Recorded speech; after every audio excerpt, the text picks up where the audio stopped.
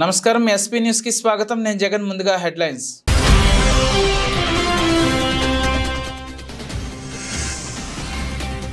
చరిత్ర సృష్టించబోతున్నాం ఐపాక్ టీంతో జగన్ ఎన్నికల తర్వాత యావత్ దేశం మన వైపే చూస్తుందని వ్యాఖ్య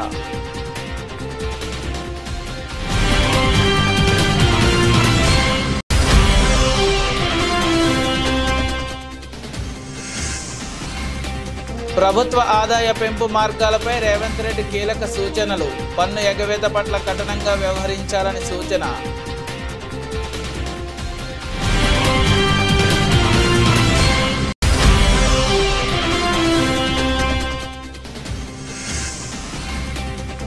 అచ్చంపేటలో సీఎం రేవంత్ రెడ్డికి తెలిసే దాడులు జరిగాయి డీజీపీకి ఫిర్యాదు చేసిన ఆర్ఎస్ ప్రవీణ్ కుమార్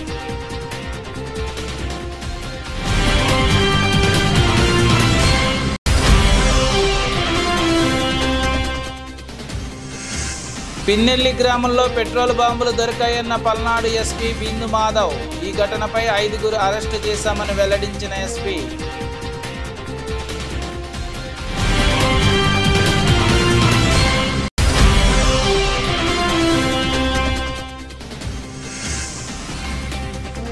వర్షంతో Sunrisers Gujarat Titans match రద్దు ప్లే ఆఫ్స్ కు అర్హత సాధించిన సన్ రైజర్స్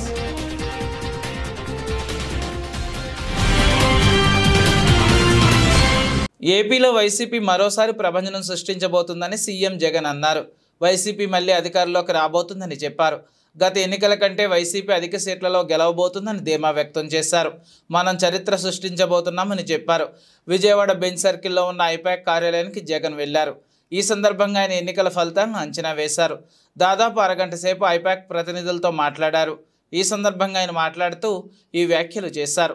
గత ఎన్నికల్లో 151 అసెంబ్లీ సీట్లు 22 ఎంపీ సీట్లను గెలిచామని ఈసారి అంతకన్నా ఎక్కువ సీట్లు గెలుస్తామని జగన్ అన్నారు.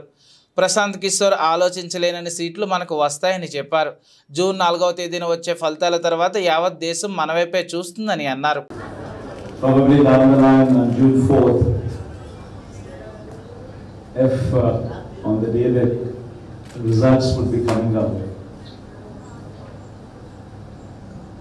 I promise that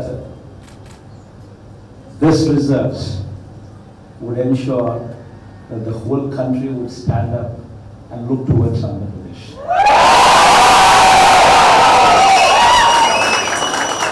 In fact,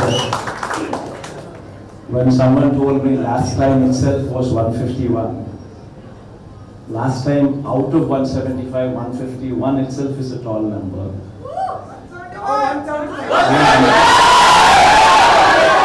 And someone told me 22 out of 25 itself is a tall number.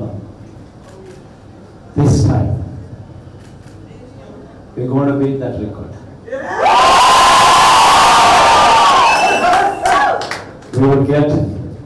We will surpass 151, we will surpass 250.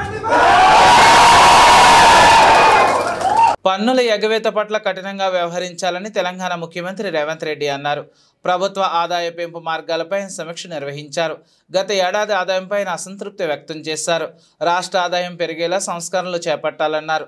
రాష్ట్ర ఆదాయం పెరిగేలా అవసరమైన చర్యలు చేపట్టాలని సూచించారు. నెలవారీ లక్ష్యాలు పెట్టుకుని రాబడులు సాధించాలన్నారు. పన్నుల ఎగవేత పట్ల అధికారులకు సూచనలు జారీ చేశారు. జీఎస్టీ ఎగవేతే ఎవరైనా సరే ఉపేక్షించవద్దన్నారు. జీఎస్టీ రిటర్న్స్లో అక్రమాలు జరగడానికి వీల్లేదన్నారు. మద్యం అమ్మకాలు పెరిగినప్పటికీ లక్ష్యానికి అనుగుణంగా ఆదాయం పెరగడం లేదన్నారు. అక్రమ మద్యం పన్ను ఎగవేత లేకుండా చూడాలని ఆదేశాలు జారీ చేశారు. ఎన్నికల వేళ అనంతరం పల్నాడు జిల్లాలో జరిగిన ఘటనలపై జిల్లా ఎస్పీ బిందు మాధవ్ మీడియా సమావేశం నిర్వహించారు. మాచవరం మండలం పిన్నెల్లిలో బాంబులు దొరికాయని వెల్లడించారు. పిన్నెల్లి గ్రామంలో గొడవల నేపథ్యంలో పోలీసులు విస్తృతంగా తనిఖీలు చేపట్టారని తెలిపారు. కొందరు ఇళ్లలో పెట్రోల్ బాంబులు గుర్తించామని చెప్పారు. పెట్రోల్ బాంబుల ఘటనపై 5గురిని అదుపులోకి తీసుకున్నామని ఎస్పీ వెల్లడించారు. బాంబులు ఎవరు తయారు చేస్తున్నారో విచారణ జరుపుతున్నామని తెలిపారు. జిల్లాలో తనిఖీలు కొనసాగిస్తామని స్పష్టం చేశారు. కాగా పల్నాడు జిల్లా సత్తెనపల్లి నియోజకవర్గంలో బాంబుల కలకలం రేపింది. ముప్పెళ్ల మండలం మాదాలలో పోలీసులు వైసీపీ నేత సైదా ఇంట్లో 29 పెట్రోల్ బాంబులు గుర్తించారు. అటు కారంపూడి దాడుల ఘటనలో పోలీసులు పలువురిని అరెస్టు చేశారు. వైసీపీకి చెందిన 12 మందిని, టీడీపీకి చెందిన 8 మందిని అదుపులోకి తీసుకున్నారు. పిన్నెల్లి గ్రామంలో అక్కడ కొంచెం టెన్స్ పరిస్థితులు ఉన్నాయి, అక్కడ ఏదైనా వెరిఫై చేస్తే బాగుంటుందని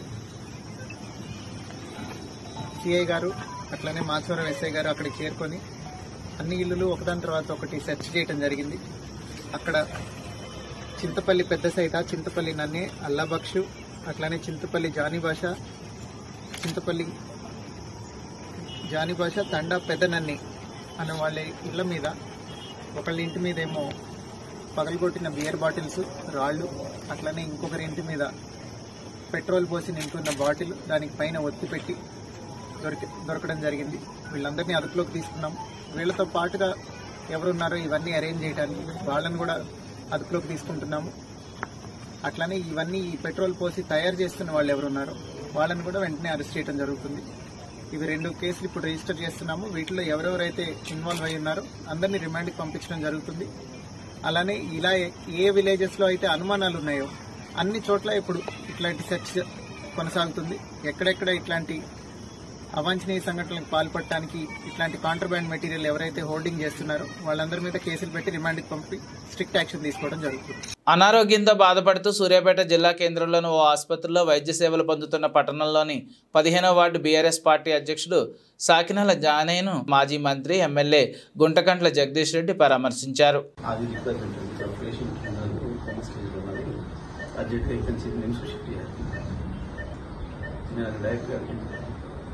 పేషెంట్ ఇక్కడ ఇక్కడ వేరే సిగ్మా హాస్పిటల్ ఉన్నాడు, కింద పడి బ్రెయిన్ దెబ్బ తగిలింది, బ్లీడింగ్ అవుతుంది, ఆల్మోస్ట్ కోమా స్టేజ్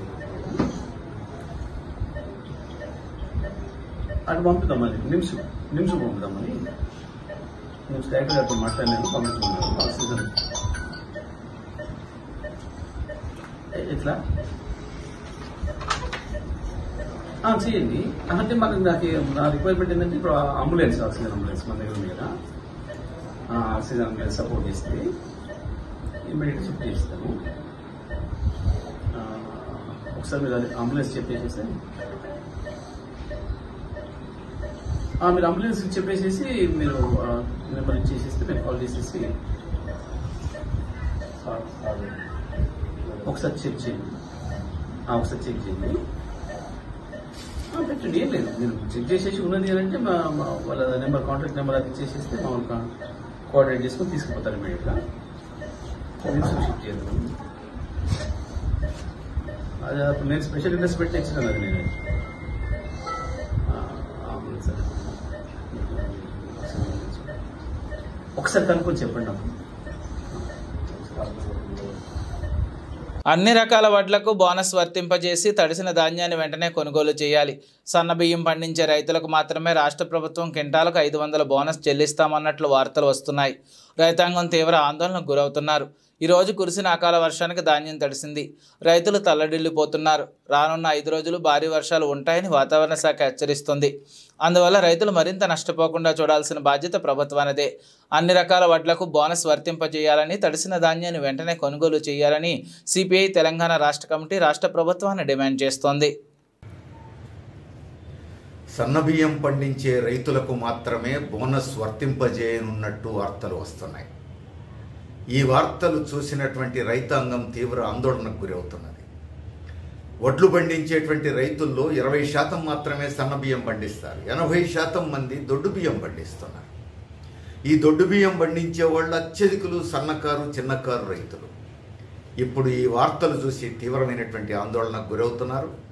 తమ ఎన్నికల ప్రణాళికలో కూడా కాంగ్రెస్ పార్టీ క్వింటాలు వడ్లకు 500 రూపాయలు బోనస్ ఇస్తామని చెప్పిందే తప్ప సన్న బియ్యము, దొడ్డు బియ్యము అనేటువంటి తేడా చూపించలేదు.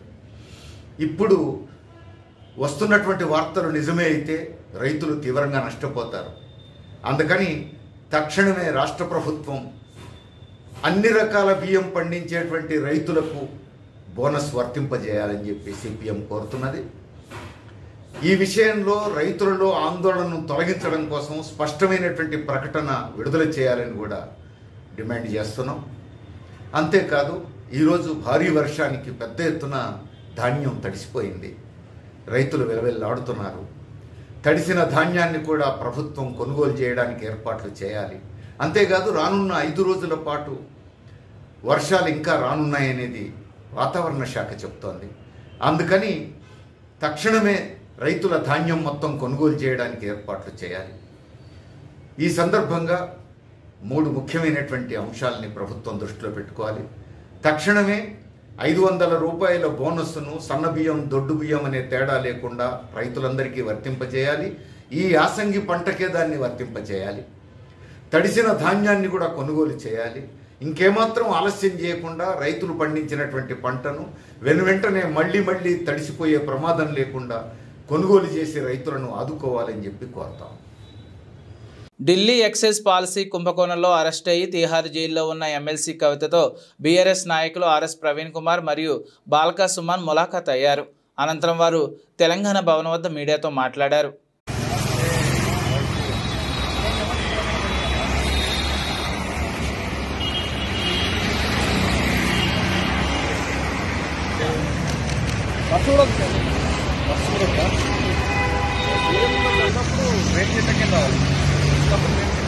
मॉल भाई इधर आ जाओ।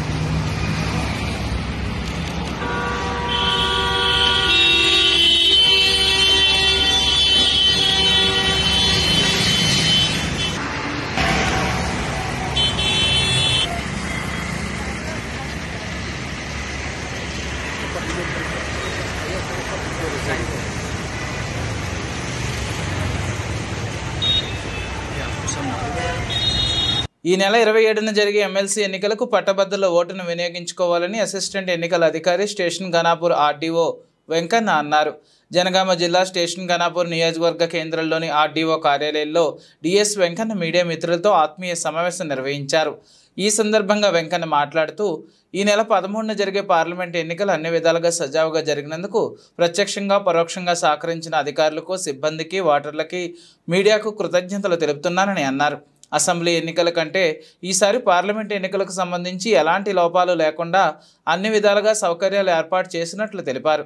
అత్యంత పోలింగ్ 78.77% పార్లమెంట్ సెగ్మెంట్లోని స్టేషన్ ఘనాపూర్ నెంబర్ 1గా నిలిచిందని తెలిపారు.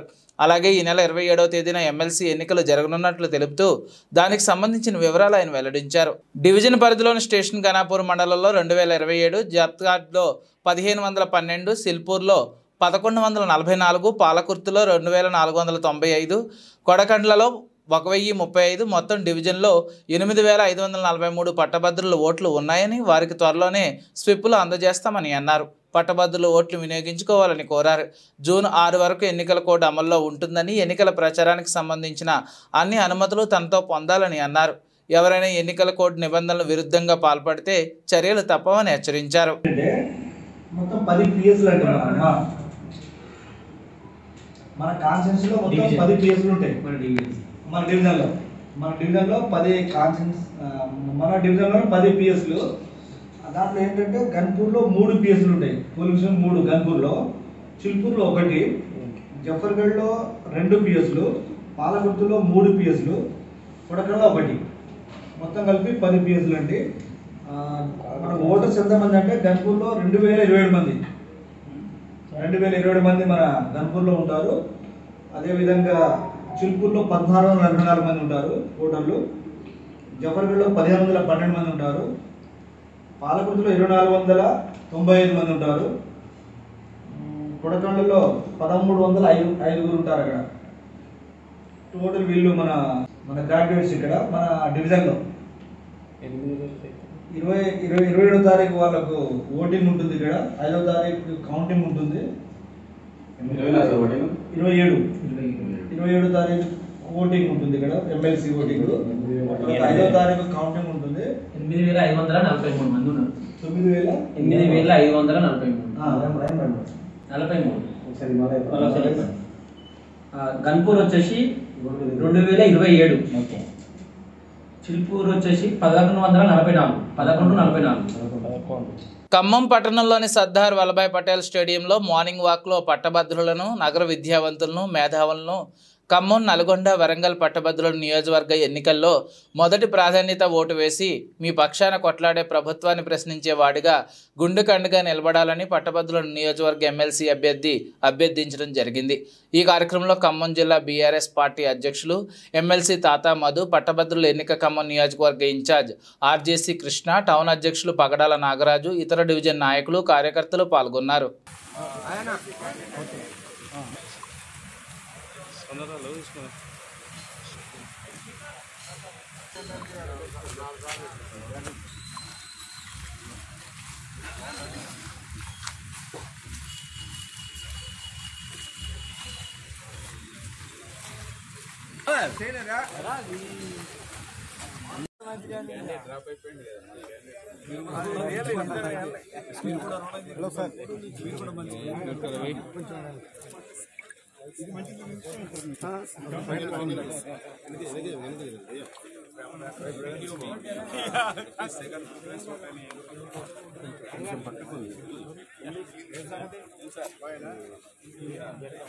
పట్టభద్రుల నియోజకవర్గ ఎన్నిక సాధారణ ఎన్నికతో పోలిస్తే చాలా భిన్నంగా ఉంటుంది, ప్రత్యేకంగా ఉంటుంది. దానికి ఎంతో ప్రాధాన్యత కూడా ఉన్నది. ఎందుకంటే ఈ ఎన్నికలో కేవలం విద్యావంతులు, మేధావులు మాత్రమే ఓట్లు వేస్తారు. ఎంతో విచక్షణతోనే, వివేకంతోనే ఆలోచించి మరి వాళ్ళు ఓట్లు ఇస్తారు. గత పరంపర చూసినట్టయితే ఒక చుక్కా రామయ్య గారు కానీ, ప్రొఫెసర్ నాగేశ్వరరావు కానీ, లేదా ఒక రామచంద్రరావు గారు కానీ, ఎల్ఎస్ రాజు కానీ, డాక్టర్ రాజేశ్వరరావు కానీ, కపిలవాయి దిలీప్ కుమార్ కానీ, లేదా డాక్టర్ పల్లా రాజేశ్వర రెడ్డి గారు కానీ, వీళ్ళంతా మంచి విజనరీస్, థింకర్స్. సమాజంలో సంక్షోభం ఏర్పడ్డప్పుడు ఒక దారి చూపగలిగే సత్తా ఉన్నటువంటి వాళ్ళు, సమాజానికి ఒక ఆదర్శంగా నిలబడినటువంటి వాళ్ళు, ఉదాహరణగా నిలిచినటువంటి వాళ్ళు. కాబట్టి గ్రాడ్యుయేట్స్ ఏరి కోరి అలాంటి వాళ్ళని ఎంచుకోవడం జరిగింది. ఇప్పుడు కూడా తప్పకుండా ఈ నెల 27వ తారీఖు జరిగేటువంటి ఈ పట్టభద్రుల నియోజకవర్గ ఎన్నికల్లో కూడా తప్పకుండా మంచి విద్యావంతులను ఎన్నుకుంటారు తప్ప మిగతా వాళ్ళని కాదని చెప్పి ఈ సందర్భంగా గుర్తు చేస్తా ఉన్నాను. ఎందుకంటే ఇది పెద్దల సభ. పెద్దల సభకు మేధావులను పంపాలి తప్ప మోసగాళ్ళను పంపకూడదు. కాంగ్రెస్ పార్టీ 6 గ్యారంటీలు, 420 హామీలు ఇచ్చి అధికారంలోకి వచ్చింది. మరీ ముఖ్యంగా నిరుద్యోగులకు, ఉద్యోగులకు అనేక హామీలు ఇవ్వడం జరిగింది. జాబ్ క్యాలెండర్ కానీ, జాబ్ నోటిఫికేషన్ కానీ, 50,000 పోస్టులతో నూరుకున్నటువంటి మెగా డిఎస్సి కానీ, లేదా నిరుద్యోగ భృతి కానీ, ఉద్యోగులకు సంబంధించి డిఏ కానీ, పిఆర్సి కానీ, ఈ రకంగా అనేక హామీలు ఇచ్చింది. కానీ ఇప్పటి వరకు 150 రోజులు గడిచినా కూడా కనీసం దాని మీద చర్చ కూడా లేదు. గ్రూప్ 2 2,000 పోస్టులు ఇస్తామన్నారు, 750 పొజిషన్స్ ఇచ్చారు. గ్రూప్ 3 2,000 పోస్టులు వేస్తామన్నారు, కానీ కేవలం 1,300 పోస్టులు మాత్రమే రిలీజ్ చేయడం జరిగింది. కాబట్టి ఈ మోసపోయినటువంటి నిరుద్యోగుల పక్షాన, లేదా ఎంతో ఆశపడి ఓటేసినటువంటి ఉద్యోగుల పక్షాన పోరాటం చేయాలంటే అది కేవలం బీఆర్ఎస్ గెలిస్తేనే సాధ్యమైతే తప్ప కాంగ్రెస్ గెలిస్తే సాధ్యం కాదు. గ్రాడ్యుయేట్స్ అందరూ కూడా గల్లెవరేసుకొని పలానా ఆయన మా ఎమ్మెల్సీ అని చెప్పుకునే విధంగా ఉండేటువంటి ఎమ్మెల్సీని ఎన్నుకోండి. మీ గౌరవాన్ని పెంచే ఎమ్మెల్సీని ఎన్నుకోండి. మీరు తలదించుకునేలాగా చేసేటువంటి, మీ తలదించుకునేలాగా వ్యవహరించేటువంటి వ్యక్తులను మాత్రం ఎన్నుకోకండి అని చెప్పి ఈ సందర్భంగా విజ్ఞప్తి చేస్తున్నాను. అచ్చంపేట నియోజకవర్గంలో బీఆర్ఎస్ కార్యకర్తలపై దాడులు చేస్తున్నారంటూ ఆ పార్టీ నాగల్ కర్నూలు లోక్సభ అభ్యర్థి ఆర్ఎస్ ప్రవీణ్ కుమార్ డీజీపీ రవిగుప్తాకు ఫిర్యాదు చేశారు. కొల్లాపూర్ మాజీ ఎమ్మెల్యే హర్షవర్ధన్ రెడ్డితో కలిసి డీజీపీని ఆయన కలిశారు. ఫిర్యాదు అనంతరం ఆయన మాట్లాడుతూ పోలీసుల సమక్షంలోనే విచక్షణారహితంగా దాడులు చేశారని మండిపడ్డారు. అచ్చంపేటలో రౌడీజం పెరిగిపోయిందన్నారు. ముఖ్యమంత్రి రేవంత్ రెడ్డికి తెలిసి ఇదంతా జరుగుతుందని ఆగ్రహం వ్యక్తం చేశారు. రేవంత్ రెడ్డి అచ్చంపేటలోనే పుట్టి పెరిగిన వ్యక్తి కాబట్టి ఆయనకు తెలియకుండా జరుగుతుందా తను అనుకోవడం లేదన్నారు. తమ పార్టీకి చెందిన మాజీ ఎమ్మెల్యేలు గువ్వల బాలరాజు, బేరం హర్షవర్ధన్ రెడ్లకు ప్రాణహాని ఉందన్నారు. బీఆర్ఎస్ హయాంలో ఇలాంటి దారుణాలు జరగలేదన్నారు. తెలంగాణ రాష్ట్ర శ్రీ రవిగుప్తా గారు, నేను మా కొల్లాపూర్ శాసనసభ్యులు శ్రీ వీరం హర్షవర్ధన్ రెడ్డి గారు, అదేవిధంగా నాగర్ కర్నూలు మాజీ శాసనసభ్యులు రెడ్డి గారు, అలాగే అచ్చంపేట మాజీ శాసనసభ్యులు యువల బాలరాజు గారు, అందరం కూడా కలవడం జరిగింది. మరి తెలంగాణ రాష్ట్రంలో శాంతి భద్రత పరిస్థితి ఘోరంగా ఉన్నట్టు, మరి ముఖ్యంగా నాగర్ కర్నూలు జిల్లాలో అయితే చాలా దారుణాలు జరుగుతాయి. అచ్చంపేట నియోజకవర్గం అయితేనే, కొల్లాపూర్ నియోజకవర్గం అయితేనే, నాగర్ కర్నూలు నియోజకవర్గం అయితేనే, చాలా చోట్ల కూడా అధికార పార్టీ కాంగ్రెస్ పార్టీ నాయకులు, మరి బీఆర్ఎస్ పార్టీ కార్యకర్తల మీద, బీఆర్ఎస్ పార్టీ నాయకుల మీద విచ్చల మీద పట్టపగలే దాడులు చేస్తూ ఉన్నారు. కార్యకర్తలకు ప్రాణాలకు రక్షణ లేదు, పేద ప్రజలకు కూడా ప్రాణాలకు రక్షణ లేదు.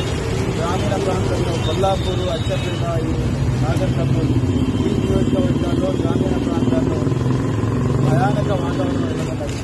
మళ్ళీ నైన్ ముఠాలు మరి తలెత్తుతూ ఉన్నాయి. మరి ముఖ్యంగా అచ్చపేట ప్రాంతంలో మళ్ళీ నైన్ ముఠాలు మరి తిరుగుతున్నాయని చెప్పేసి చాలా సమాచారం ఉన్నది. మరి నిన్న దాకా మన అచ్చపేట పట్టణంలో పట్టపగలే పోలీసుల కళ్ళ ముందరే మారణాయుధాలతో దాడి చేస్తే పోలీసులు వాళ్ళని కనీసం అరెస్ట్ కూడా చేయలేదు. ఇప్పటి వరకు కూడా నిందితులు పరారీలో ఉన్నారు. వాళ్ళందరూ మరి స్థానిక కాంగ్రెస్ ఎమ్మెల్యే డాక్టర్ వంశీకృష్ణ కస్టడీలో ఉన్నారని చెప్పేసి ఆ ప్రాంతంలో బాధితులంతా చెప్తా ఉన్నారు. కొల్లాపూర్ ప్రాంతంలో కూడా అంతే, పోలీసులు టీఆర్ఎస్ కార్యకర్తల మీద దాడులు జరుగుతుంటే పట్టించుకోవడం లేదు. అదేవిధంగా మరి సామాన్య ప్రజల మీద కూడా కాంగ్రెస్ వాళ్ళు మరి మంత్రి జూపల్లి కృష్ణారావు గారి అండదండలతో విపరీతంగా దాడులు జరుగుతూ ఉన్నాయి. దీన్ని కూడా ఎవ్వరు కూడా పట్టించుకోవడం లేదు. మరి ఎంత ఘోరం అయిపోయిందంటే నాగర్కర్నూలు జిల్లాలో వ్యవస్థ ఇలా దాడులు చేసి హైదరాబాద్ నగరంలో కురుస్తున్న భారీ వర్షాలపై ముఖ్యమంత్రి రేవంత్ రెడ్డి సమీక్ష నిర్వహించారు. అప్రమత్తంగా ఉండాలని ఆదేశాలు జారీ చేశారు. గురువారం సాయంత్రం సచివాలయంలోని అన్ని విభాగాల అధికారులతో మాట్లాడారు. ప్రజలకు ఇబ్బందులు లేకుండా ఎప్పటికప్పుడు చర్యలు చేపట్టాలన్నారు. ఈ సమీక్షలో మంత్రులు జూపల్లి కృష్ణారావు, పొంగులేటి శ్రీనివాసరెడ్డి, సంబంధిత అధికారులు ఉన్నారు.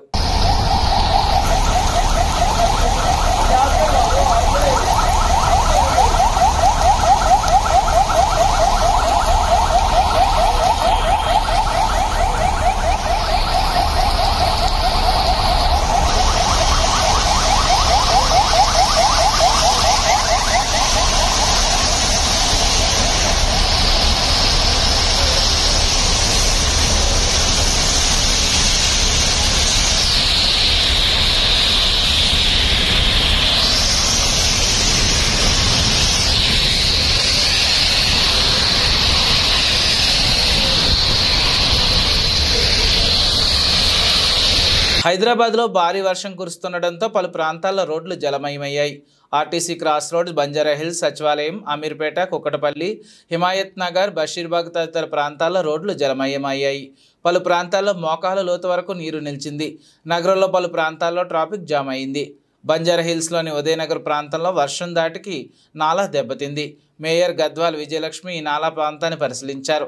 నాలా దెబ్బతిన్న నేపథ్యంలో ప్రజలకు ఇబ్బందులు కలగకుండా వెంటనే ప్రత్యామ్నాయ ఏర్పాట్లు చేయాలని అధికారులకు ఆదేశాలు జారీ చేశారు.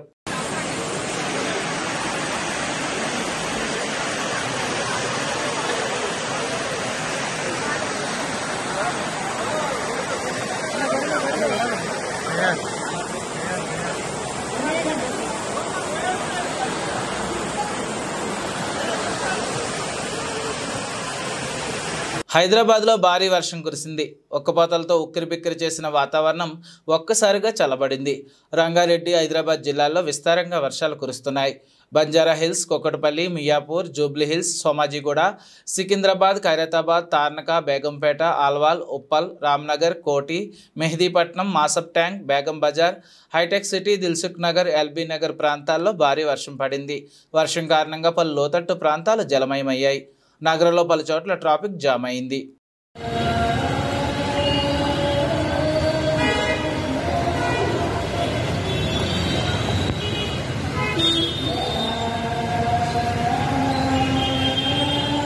మెదక్ జిల్లా అల్లదుర్గం మండలంలోని పలు చోట్ల శుక్రవారం కురిసిన వర్షానికి, అకాల వర్షానికి వరిధాన్యం తడిసింది.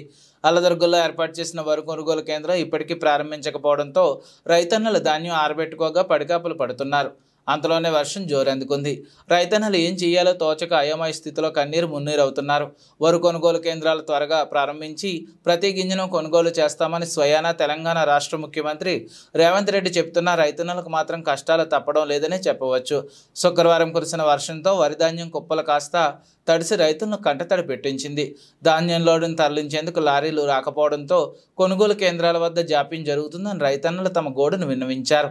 ఇప్పటికైనా సంబంధిత అధికారులు స్పందించి త్వరితగతిన ధాన్యం కొనుగోలు చేసి రైతన్నల కష్టాలను పారదోలాలన్నారు.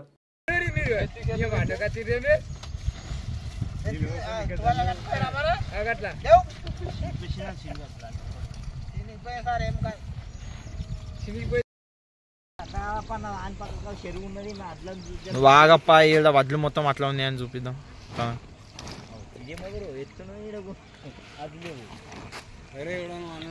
వడ్లు ఏం జోకలేరు అని తెలియాలి కదా వాళ్ళకు కూడా.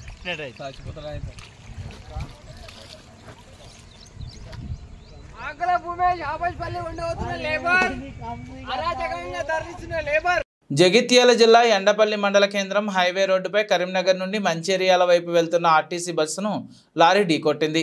బస్సులో ప్రయాణిస్తున్న ప్రయాణికులకు స్వల్ప గాయాలయ్యాయి. కరీంనగర్ నుండి చొప్పదండు మీదుగా మంచిర్యాల వెళ్తున్న ఆర్టీసీ బస్సును మంచిర్యాల నుండి ఎదురుగా వస్తున్న లారీ ఆటోని తప్పించిపోయి బస్సు వెనుక వైపు నుండి ఢీకొట్టడంతో బస్సులో ప్రయాణిస్తున్న పలువురికి స్వల్ప గాయాలయ్యాయి. లారీలో ముంగట ఆటో ఉన్నదని దాన్ని తప్పిపోయి మా బండికి వచ్చి గుద్ది వరకు ఏం కాలేదు. వెనుక ఉన్న వ్యక్తికి ఈ దెబ్బకు దెబ్బలు తాకినాయి. ఇంకా లాస్ట్ ప్యాసింజర్కు ఇంకా వాళ్ళ ఒక ముసలామెకు కూడా చిన్నది ఆగినట్టున్నాయి. ఆమె ఏం చెప్పకుండానే అన్ని మీద గాజు బక్కలు పడ్డాయని అనుకుంటా ఉరికింది. వేరే బస్సు రాగానే బస్సులు ఎక్కిపోయింది. ఎంతమంది పిల్లలు? అయితే ఒక ఈమెకు ఉన్నాయని ఊరైనా చెప్తుండు. మరి అది మనకు అంతా తెలియదు. లారీ ఇటు కరీంనగర్ రూట్ పోతుంది. ధర్మారం పోలీస్ స్టేషన్ కూడా ఆపిండట మా డ్రైవర్ పై. సుమారు బస్సులో ఎంతమంది ఉన్నారు? సుమారు 98 మంది దాకా ఉన్నారు. పాట్ కమిన్స్ నాయకత్వంలో సన్ రైజర్స్ హైదరాబాద్ జట్టు ఐపీఎల్ తాజా సీజన్లో ప్లే ఆఫ్కు అర్హత సాధించింది. గుజరాత్ టైటాన్స్తో హైదరాబాద్లో మ్యాచ్ జరగాల్సి ఉండగా వర్షం కారణంగా ఈ మ్యాచ్ రద్దయింది. దాంతో ఇరు జట్లకు చెరొక పాయింట్ కేటాయించారు. టోర్నీలో ఇప్పటిదాకా 14 మ్యాచ్లు ఆడిన సన్ రైజర్స్ ఖాతాలో మొత్తం 15 పాయింట్లు ఉన్నాయి. ఇప్పటికే Kolkata Knight Riders, Rajasthan Royals play ఆఫ్స్లో ప్రవేశించాయి. ఇప్పుడు సన్ రైజర్స్ ప్లే ఆఫ్స్లో చేరి 3వ జట్టు అయింది. సన్ రైజర్స్ ప్లే ఆఫ్లో బెర్త్ ఖరారు చేసుకున్న నేపథ్యంలో అటు ఢిల్లీ క్యాపిటల్ జట్టు టోర్నీ నుండి అధికారికంగా నిష్క్రమించింది. ఇక 4వ బెర్త్ కోసం Chennai super Kings, royal Challengers Bengaluru మధ్య ఆసక్తికర పోరు నెలకొంది. ఆర్సీబీ సిఎస్కే మ్యాచ్ ఎల్లుండి బెంగళూరులో జరగనుంది. వరుస విజయాలతో ఊపు మీద ఉన్న బెంగళూరును నిలువరించేందుకు చెన్నై ఏం చేస్తున్నది ఆసక్తి కలిగించే అంశం. ఈ మ్యాచ్లో తొలుత బ్యాటింగ్ చేసిన జట్టు 200 పరుగులు చేస్తే లక్ష్య ఛేదన్ను 18.1 ఓవర్లతో పూర్తి చేసిన జట్టు రన్ రేట్ పరంగా 4వ బెర్త్ ఖాయం చేసుకుంటుంది. లేదా ఈ మ్యాచ్లో 18 పరుగుల తేడాతో గెలిచిన పట్టు 4వ బెర్త్ను దక్కించుకుంటుంది. బులెటిన్ ముగించే ముందు హెడ్లైన్స్ మరోసారి.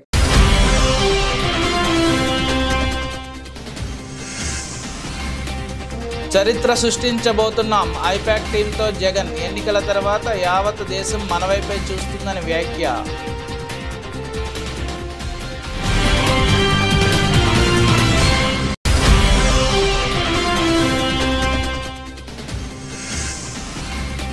ప్రభుత్వ ఆదాయ పెంపు మార్గాలపై రేవంత్ రెడ్డి కీలక సూచనలు. పన్ను ఎగవేత పట్ల కఠినంగా వ్యవహరించాలని సూచన.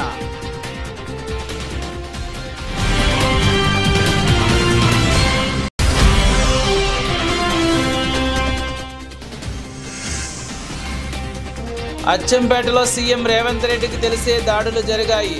డీజీపీకి ఫిర్యాదు చేసిన ఆర్ఎస్ ప్రవీణ్ కుమార్.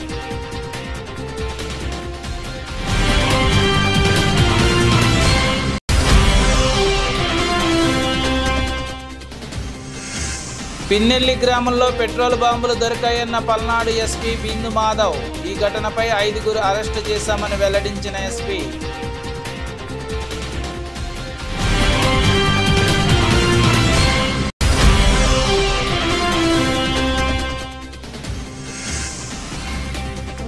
వర్షంతో Sunrisers Gujarat Titans match రద్దు. ప్లే ఆఫ్స్కు అర్హత సాధించిన సన్ రైజర్స్.